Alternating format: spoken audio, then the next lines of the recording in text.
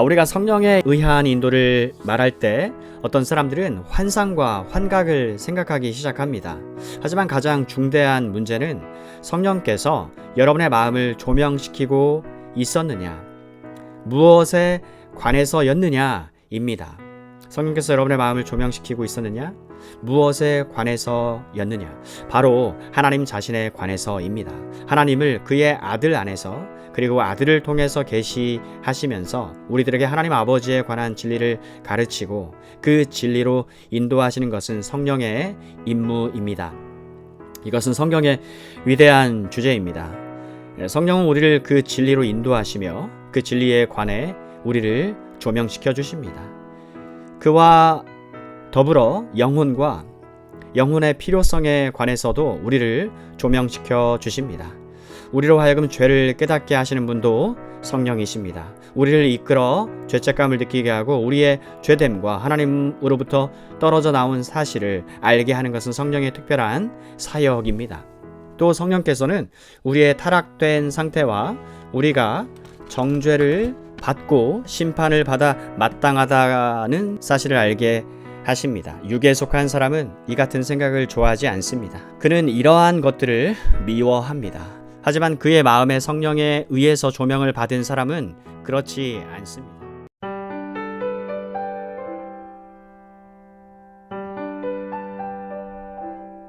특별 계시와 성령. 무릇 하나님의 영으로 인도함을 받는 그들은 곧 하나님의 아들이라. 로마서 8장 14절 말씀.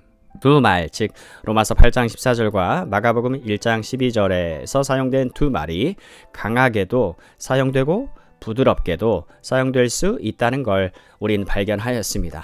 하지만 이것에 덧붙여서 마가복음 주석 중에서 가장 훌륭한 주석들 중 하나를 택하여 보겠습니다. J.A. 알렉산더 주석입니다. 그는 마가복음 1장 12절에 관해 이렇게 말하고 있습니다. 그리로 가라고 주님에게 강권하는 강한 충동을 나타내는 강한 표현이다. 매우 훌륭한 주석입니다. 다른 말로 해서 우리가 깨달아야 하는 것은 우리가 이 말에서 허락할 수 있는 강제의 요소는 오직 설득의 강제성이라는 것입니다. 거기에 강한 설득과 같은 게 있었다는 것입니다. 하지만 거기에 폭력이 게재되지는 않았습니다. 이 점이 제가 강조하고 싶은 차이점입니다. 하나의 예증을 사용해 보겠습니다. 물론 사랑에 있어서는 매우 강한 강권의 요소가 있습니다. 사랑은 주관하고 모든 것을 압도하는 감정입니다. 하지만 여러분은 그것을 폭력이라고 말해서는 안 되겠죠. 사도 바울은 말합니다. 그리스도의 사랑이 우리를 강권하시는도다. 하지만 어떤 폭력의 요소가 있는 것은 아닙니다. 이것은 강력하지만 이것은 사랑의 감화력입니다. 또 다른 신뢰를 든다면 이치 있는 논리적 진술이나 웅변이나 이런 것들에 의하여 설득당하는 것과 힘에 의하여 통제당하거나 오늘날 여러 독재자들이 사용했던 세뇌와 같은 무서운 방편을 통해 강제를 받고 있는 것 사이에는 전적으로 차이가 있다는 것입니다. 히틀러와 같은 사람들은 설득하지 않습니다. 그들이 폭력적인 방법으로 사람의 마음을 위축시킵니다. 정당한 것은 논증이나 이론이나 또 증거나 어떤 웅변적인 진술 같은 것에 의하여 설득하는 것이 옳은 방법입니다. 그러므로 우리가 로마서 8장 14절에서 인정할 수 있는 그 강제력이라는 것은 강한 설득력을 의미합니다.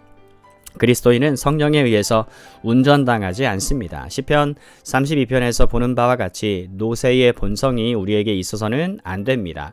하나님의 방식은 내가 너를 주목하고 인도하리라 입니다. 하지만 아마 이 모든 것 가운데 가장 확실한 논증은 성령께서 우리 때문에 근심하실 수 있다고 하는 것을 함축하는 성령에 관한 신약 성경의 진술일 것입니다.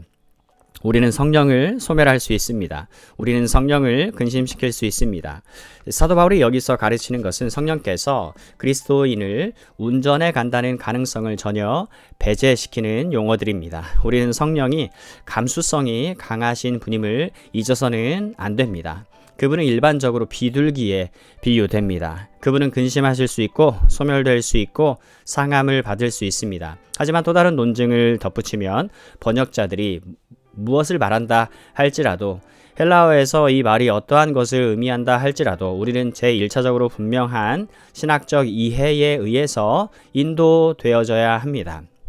이 점은 저에게 있어 가장 중요한 요점입니다. 다른 말로 하면 제가 이미 논증하여 드렸습니다만 복되신 우리 주님 자신의 경우에 있어서 강제성 내지 강압성의 요소가 있을 수 있다는 것이 전혀 생각될 수 없는 일입니다. 성령께서 그를 어떤 방면에서든지 몰아가셔야 되었다는 것을 생각할 수 없습니다. 우리는 이미 알렉산더의 주석에서 인용한 것과 같이 그것을 강한 충동을 나타내는 강한 표현이라 생각해야 합니다. 그 충동이 매우 강할 수 있습니다. 하지만 몰아냄은 없습니다.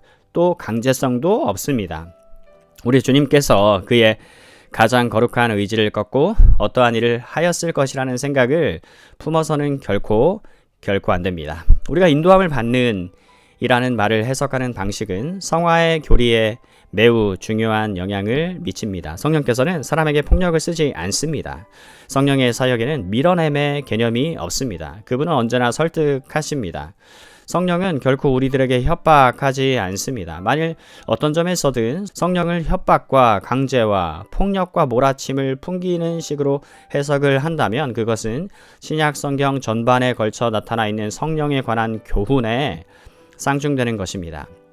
이 성화의 문제에 있어서 성령은 우리를 인도하시고 설득하십니다. 이것이 성령의 방식입니다. 그러므로 바른 번역은 이렇습니다. 하나님의 영의 인도함을 받는 그들은, 그리고 이것은 성화의 입장에서만 중요한 게 아닙니다. 베드로후서 1장 21절에서도 유사한 점이 나타나 있습니다. 예언은 언제든지 사람의 뜻으로 낼 것이 아니요 오직 성령의 감동하심을 입은 사람들이 하나님께 받아 말한 것임이니라. 사도 베드로는 사도 바울이 사용한 말과 같은 말을 사용하고 있지 않습니다. 그러나 이 말은 같은 개념을 가지고 있습니다. 때문에 내가 그 베드로의 말을 하나의 신뢰로 들고 있는 것입니다. 오직 성령의 감동하심을 입은 사람들이 하나님께 받아 말하는 것입니다. 이 말이 오직 성령의 운전하심을 받는 사람들이 하나님께 받아 말한 것이니라고 번역되어야 한다고 주장하는 사람들이 있습니다. 아닙니다. 그 사람들은 강풍이나 폭풍 속에 있지 않았습니다. 그들은 감동되어 있었고 내내 감화를 받고 있었습니다. 만일 여러분이 어떤 폭력의 요소를 도입한다면 여러분은 성경을 기록한 사람들이 완전히 수동적이고 부르는 것을 필기하였다고 받아 적었다고 말해야 할 것입니다. 하지만 그렇지 않습니다. 성경의 축자 영감이나 정확 무호를 믿는다는 것이 기계적인 필기를 믿는다는 의미가 아닙니다. 마치 몰아냄을 받는다는 말이 함축하고 있는 것과 같은 그런 것은 아닙니다. 그들은 성령의 감동을 받고 있었습니다. 여러분은 아름다움에 감동될 수 있습니다. 하지만 거기에는 폭력의 요소가 없습니다. 또 시나 찬송이나 그런 것들에 의해 감동받을 수가 있습니다. 이와 마찬가지로 여러분은 성령의 감동을 받을 수 있습니다. 모든 경우에 있어서 또 그리스도인의 삶의 진보와 구원의 모든 국면에 있어 성령께서 행하시는 방식은 이러합니다. 하지만 우리는 성령께서 어떻게 우리를 인도하시는가에 대한 보다 실제적인 문제를 숙고해 보기로 합시다. 인도의 제목에 관한 두 종류의 학파가 있습니다. 그 사상 학파는 서로 대립적으로 주장을 하고 있습니다. 한 학파는 이것이 다만 인도의 문제에만 국한된다는 것이라고 생각을 합니다. 내가 무엇을 해야 할까를 어떻게 하는가? 내가 목회의 소명을 받았는가? 내가 외지 선교에 대한 소명을 받았는가? 받지 않았는가? 또 다른 학파는 그러한 인도를 전혀 배제시킵니다. 그들은 열심이나 성령에 의해서 직접 인도를 받는다고 주장하는 사람들이 흔히 빠지기 쉬운 과열을 두려워한 나머지 인도의 개념은 이 구절에 전혀 들어있지 않다고 주장합니다. 그래서 그 개념에 전적으로 배제되어야 한다고 주장을 하는 것입니다. 제가 볼 때 이 두 학파들은 옳기도 하면서 그러기도 합니다. 우리는 여기서 두 국면들을 생각해 보아야 합니다. 하지만 나는 일차적인 것은 우리가 보편적으로 살아가는 방식에만 해당되는 인도가 아니라고 서슴없이 주장합니다. 왜냐하면 우리는 14절 말씀이 13절 말씀의 후속적인 말씀이라는 사실을 지나치면 안 되기 때문입니다. 너희가 영으로서 몸의 행실을 죽이면 살리니 무릇 하나님의 영으로 인도함을 받는 그들은, 분명히 첫 번째 언급은 인도와는 아무런 관계를 가지지 아니한 몸의 행실을 죽이는 것에 관한 것이었습니다. 그러나 그것은 실제적인 일상생활과 많은 관계를 가지고 있습니다. 신약이 이 세상에서의 우리의 교제라고 부르는 것과 커다란 관련을 가지고 있습니다. 그런즉 첫 번째 의미는 성령께서 우리를 보편적으로 인도하신다는 것입니다. 성령께서 어떻게 하십니까? 그분은 진리의 영이십니다. 진리의 영이 오시면 그분은 역시 거룩한 영입니다. 우리는 거기서 이 문제를 이해하는 열쇠를 가지게 됩니다. 이건 단지 이론적인 문제가 아닙니다. 우리가 하나님의 아들인지 아닌지를 확실히 발견하기 위해 노력하고 있습니다. 첫째로 이걸 확신하는 방식은 우리가 성령의 인도를 받고 있느냐 하는 것입니다. 그분은 우리의 영이기 때문에, 그러므로 필연적으로 그분이 언제나 진리의 차원에서 진리와 관련해서 우리를 인도하신다는 것입니다. 이 점을 포착하는 것보다 그것은 무엇보다 중요합니다. 왜냐하면 다른 영들, 악한 영들, 거짓된 영들이 있기 때문입니다. 신약 성경 자체가 우리들에게 영들을 분별하라, 영들을 시험해보라고 권면합니다. 다른 말로 해서 나는 성령 외에 나를 인도하려고 애쓰는 다른 영들이 있다는 걸 인식해야 합니다. 어떻게 내가 거짓된 것과 참된 것을 구별합니까? 대답은 성령께서는 언제나 진리의 차원에서 진리의 노선을 따라서만 인도하신다는 것입니다. 그러므로 여기서 나는 내가 믿는 것이 나의 삶에 있어 성령의 인도하심인지를 테스트할 수 있는 하나의 표준을 가지게 되는 것입니다. 우리는 성령께서 기록된 말씀과 성경을 통해서 우리를 정상적으로 인도하신다는 전제를 설정할 수 있습니다. 사랑하는 여러분, 성경은 하나님의 말씀입니다. 이미 우리가 알았듯이 구약의 거룩한 사람들을 감동시키신 것은 성령이시고, 또 그들에게 메시지를 주고 그 메시지를 기록하도록 인도하신 이도 성령이십니다. 신약의 기자들에게도 역시 같은 진리가 해당됩니다. 그러므로 성령께서 우리에게 전달하고 밝혀주신 진리는 우리가 성경으로 부르는 책에 기록되어 있는 진리라고 말할 수 있습니다. 그러므로 보편적으로 말해서 성령은 이 성화의 문제와 우리 모든 그리스도인의 삶 전체에 있어서 성경 안에서 또한 성경을 통해서 우리를 인도하시는 것입니다. 저는 여러 가지 이유에서 이와 같은 것을 강조합니다. 그 이유는 무엇보다도 우리가 로마 가톨릭 교회의 교훈에 대해 단연코 반대 입장에 서는 곳이 바로 이 부분이기 때문입니다. 로마 가톨릭 교회는 주장하기를 성경 외에 다른 교훈을 받았다는 것입니다. 여러분이 로마 가톨릭 교회에 가서 당신이 무슨 근거에서 동정녀 마리아를 경배하고 있느냐, 무슨 근거로 성자들에게 기도를 드리느냐, 어떤 걸 기초로 하여 동정녀 마리아의 몽소승천이라고 부르는 교리, 즉 마리아가 말 그대로 몸을 입고 하늘로 승천했다는 교리를 주장할 수 있는가? 또 어떤 근거로 해서 동정녀 마리아의 무염시태를 믿는가?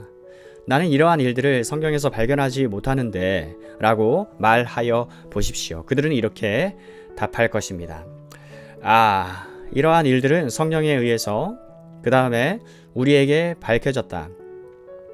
그것들은 교회에 의해서 받아들여지고 발전된 유전의 일부이다. 이 같은 주장에 대해서 오직 한 가지 답변만 있을 뿐입니다. 성령이 성경을 통해서 성경 안에서 성경과 함께 역사하신다는 것입니다.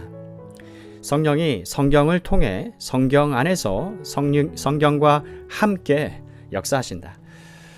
초대교회를 형성하시고 인도하시고 신약의 정경, 캐논을 결정짓게 하신 이도 성령이셨습니다. 그 성경에는 더 이상 첨가할 것이 없습니다. 그러므로 다른 계시의 첨가를 주장하는 어떠한 주장도 거부되어야 하는 것입니다. 말씀 그 자체가 우리에게 필요한 진리 전체입니다. 성령에 의해서 밝혀졌다고 말하는 것이 우리가 성경에서 읽는 것과 부합하지 않으면 우리는 그것을 받아들일 수 없습니다. 뿐만 아니라 거짓된 교훈으로 배척을 하여야 합니다. 불행하게도 성경의 첨가하려는 경향이 로마 가톨릭에만 국한된 것이 아닙니다. 복음적인 교파에서 마저도 이와 똑같은 방식으로 취급되어야 할 교훈을 가르치는 일들이 있습니다. 매우 일반적으로 믿고 있는 주님의